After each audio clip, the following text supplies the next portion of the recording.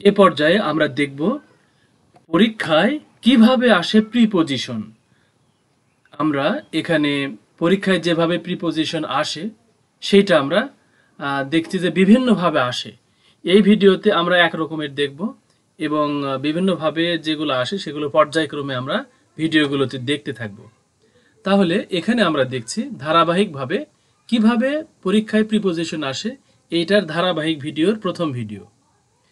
আমরা এখানে দেখছি যে প্রশ্ন এরকম হতে পারে, ফাইন্ড দ্য প্রিপজিশনস অথবা ফাইন্ড আউট দ্য প্রিপজিশনস, মানে বাক্য দেওয়া থাকবে, সেন্টেন্স দেওয়া থাকবে, তার মধ্যে থেকে প্রিপজিশন খুঁজে বের করতে হবে। আমরা এখানে দেখছি যে উই লিভ ইন বাংলাদেশ। তাহলে এইখানে ইন নামে যে ওয়ার্ডটা রয়েছে এইটাই হলো আমাদের প্রিপজিশন, কারণ এইটা বাংলাদেশ নামক ওয়ার্ডের আগে বসে একটা অর্থ দিচ্ছে, লোকেশন বোঝাচ্ছে। আমরা বাংলাদেশে বাস করি বা বাংলাদেশের মধ্যে বাস করি, তাহলে এই বাক্যে প্রিপজিশন হলো ইন। এইরকম the prophet looked at him, মহানবী তার দিকে তাকালেন। এখানে অ্যাট হিম, এই অ্যাট হলো প্রিপজিশন, যে প্রিপজিশনটা হিমের পূর্বে বসেছে। এখানে অ্যাট অর্থ প্রতি বা দিকে, কার প্রতি তাকালো বা কার দিকে তাকালো সেটা বোঝানোর জন্য অ্যাট বসে, লুকের পরে অ্যাট।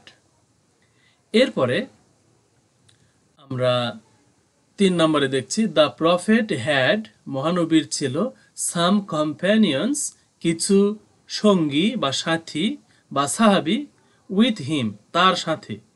তাহলে উইথ কথাটা এটাই হলো প্রিপজিশন, যেটা হিম শব্দের বা হিম ওয়ার্ডের আগে বসেছে। এখানে উইথ হলো প্রিপজিশন। এখানে উইথ মানে সাথে, উইথ মানে দ্বারাও হয়, কিন্তু এখানে উইথ মানে সাথে। আচ্ছা, এরপরে দ্য সান শাইন্স, সূর্য আলো দেয়, আলোকিত করে। কখন দেয়? বাই ডে, দিনের বেলায়। এখানে যদি নাইট থাকতো বা মুন থাকতো, মনে করো যে নাইট বোঝালে তার আগে অ্যাট নাইট মানে অ্যাট বসে, কিন্তু ডের আগে বাই বসে। তাহলে দিনে এই কথাটা বোঝানোর জন্য বাই ডে বোঝানো মানে বাই প্রিপজিশনটা ব্যবহার করা হয়। আচ্ছা, আর রাতের ক্ষেত্রে অ্যাট, রাতের আগে অ্যাট। এরপরে the cap is on his head, তাহলে টুপিটা তার মাথার উপরে। এখানে অন হলো প্রিপজিশন, যেটা হিজ হেড এই ওয়ার্ড বা এই ফ্রেজের পূর্বে বসেছে। তাহলে তার মাথায় কি আছে? ক্যাপ আছে, টুপি আছে।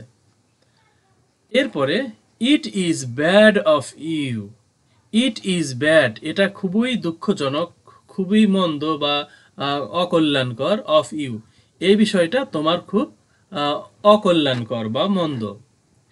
এখন আমরা এখানে অফ যেটা দেখতে পাচ্ছি এইটাই হলো প্রিপজিশন।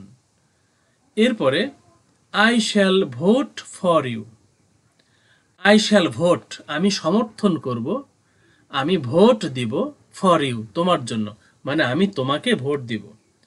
এখানে ফর এটা হলো প্রিপজিশন, যেটা মানে ইউ ওয়ার্ডের পূর্বে বসেছে। এরপরে দ্য বল ফেল, বলটি পড়ে গেল, ইনটু দ্য পন্ড, পুকুরের মধ্যে পড়ে গেল। এখানে ইনটু এটা হলো প্রিপজিশন, আর ইনটু তখনই মানে বসে যখন গতি থাকবে।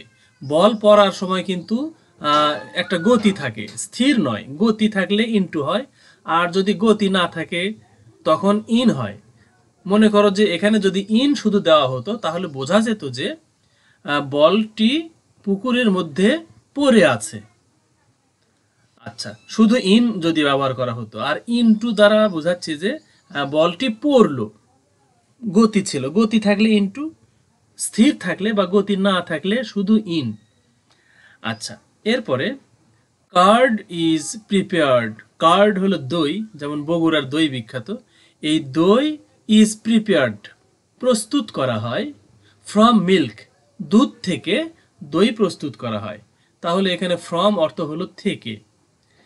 আচ্ছা, তাহলে এই ফ্রম এটাই হলো প্রিপজিশন। তাহলে এই প্রিপজিশনের পজিশন হলো এই মিল্ক নামক ওয়ার্ডের আগে।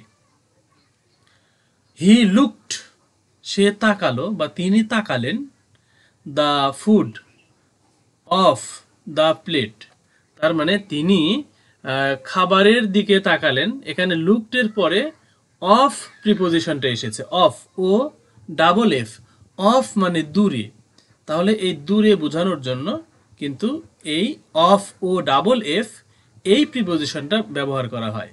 তাহলে এখানে প্রিপোজিশন আমরা খুঁজে পেলাম অফ।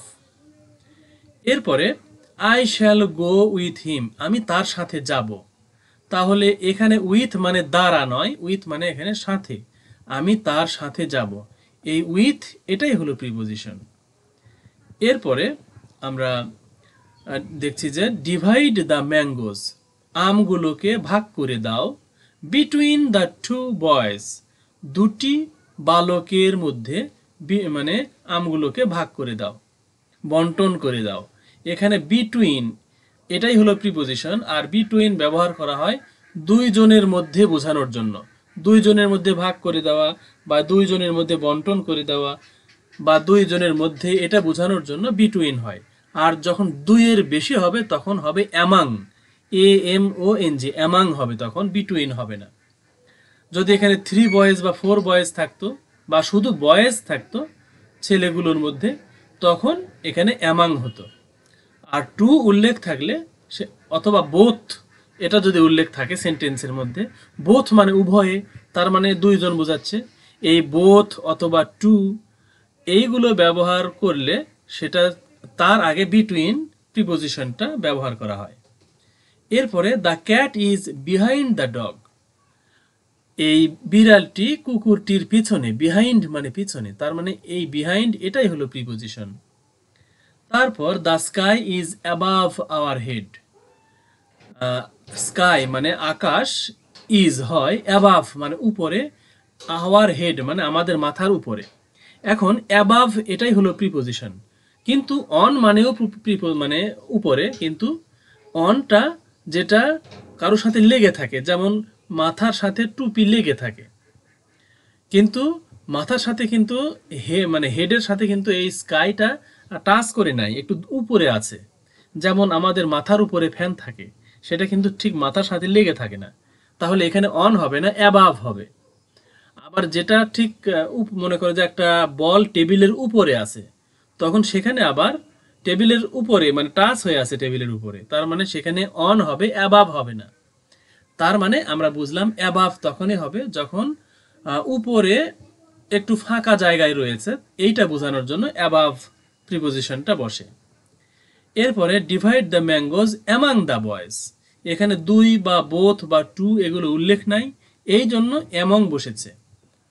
যদি দুইজন বালক হতো বা বোথ বয়েজ হতো তখন বিটুইন প্রিপোজিশন বসতো। আচ্ছা, দুইয়ের বেশি হলে আমরা অ্যামাং ব্যবহার করব।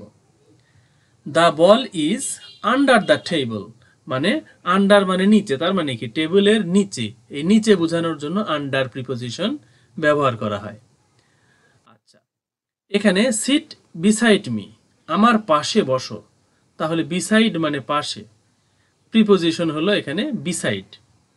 এখানে 18 নম্বরে দেখো, he ran down the ball, he ran সে দৌড়ালো, ডাউন নিচের দিকে, তার মানে সে নিচের দিকে দৌড়ে গেল।